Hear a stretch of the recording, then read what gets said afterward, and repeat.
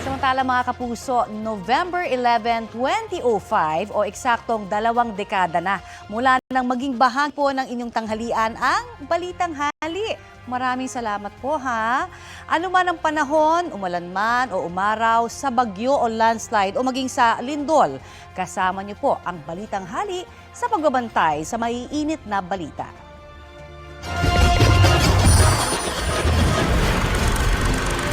Lalo pang lumakas ang bagyong Milenyo. Dito rin sa ating kinalalagyan. Tungkol sa pinakaparehong ulan pa rin. Paglamo ng lupa sa isang buong barangay sa St. Bernard, Southern Leyte, libo-libo katao pinangangambahang natabunan. Bilang ng patay dahil sa bagyong Ondoy, umakyat na sa 204 na po. Sumabit pa kami sa kawad ng kuryente. Tulungan po talaga ng ibang tao makatulong na. Bulkang Mayon patuloy ang pag-aalboroto. Sa evacuation centers ng Noche Buena ang mga ililikas na residente. Ano ba ang mahalaga pag Christmas, Arlene? Basta po magkakasama ang pamilya. Bilang ng mga patay sa pananalasa ng bagyong Sendong, mahigit 300 na. 47 years na, wala namang bahang ganito. Aakyat pa ang bilang ng mga namatay dahil sa bagyong Pablo.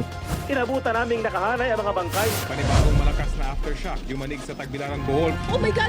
Nagkaroon ng aftershocks. Wala po yun, wala po. Pag-asa ang dala ng Lubok Children's Choir. Isang babae ang inabutan na ng panganganak sa loob mismo ng sinasakyang taxi. Sa kasaysayan ng mga bagyo sa buong mundo, ang Super Typhoon Yolanda ang ika-4 sa pinakamalakas din na po makita ang mapa ng Pilipinas. Matinding pinsala ng magnitude 6.1 na lindol tumambad sa iba't ibang lugar sa Luzon. Mga nagsuswimming naman sa isang resort na paahon sa lakas ng pagyanig. Nagngalit nga yung bulkan sa kapan ng usok at abo na ibinuga nito. Buong gabi tuloy-tuloy ang pagkidlat, lindol at ulan ng abo. Naramdaman na ang epekto ng bagyong Karina. Pinalakas din po ng bagyo ang hanging habagat. Hindi nila inakalang bibigay ang mga bahay.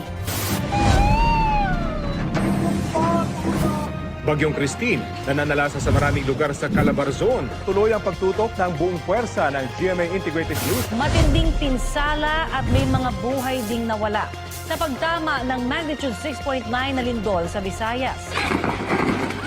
Mainit na balita, niyanig ng magnitude 7.5 na lindol ang Davao Oriental. Kami ang inyong mga kasalo dito sa Balitang Hali. Happy 20th year anniversary po sa atin dito sa Balitang Hali. Maraming salamat po sa lahat ng mga naging bahagi o parte ng Balitang Hali noon hanggang ngayon at sa ating mga loyal viewers. Happy 20 years. Happy 20 years!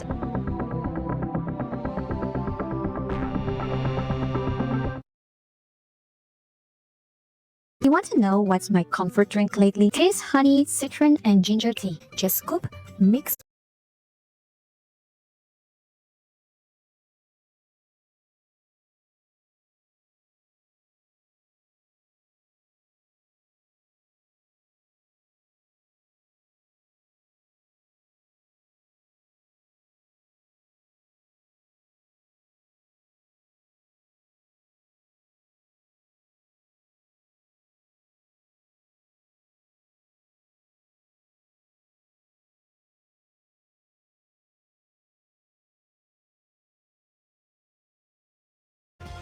Minarkahan natin sa taong 2025 ang 20 taon niyong pagsalo sa aming balitaan tuwing tanghali.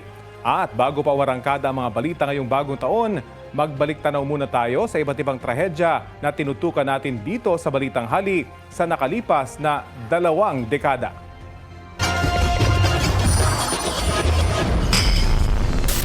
Habang tumatagal, lalong lumalawak ang pinsala ng oil spill. Umabot na sa Iloilo ang oil spill mula sa Guimaras.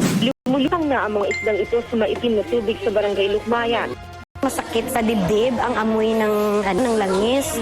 Malungkot ang bagong taon ng matinderong apektado ng sunog sa Bocay, Bulacan.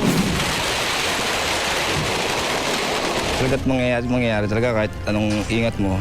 Ang importante doon, ligtas kami. Muna ka na lang. Kasi yun na po, bigla ako ng dulas. Paglingon ko sa ganyan, hindi ko na po nakikita eh. Sa ngayon ay 36 pa lamang ang na-account. Ito lang ang pinakamalaking pagpatay sa media sa kasaysayan. Sana naman makonsensya sila, tao man yun. Hindi nila gawin na parang baboy na lang. Louis Boss sinosay siya isang dating pulis sa Luneta. Ang gusto daw nitong hostage taker, mabalik sa kanya ang lahat ng pribileyo sa pagiging pulis.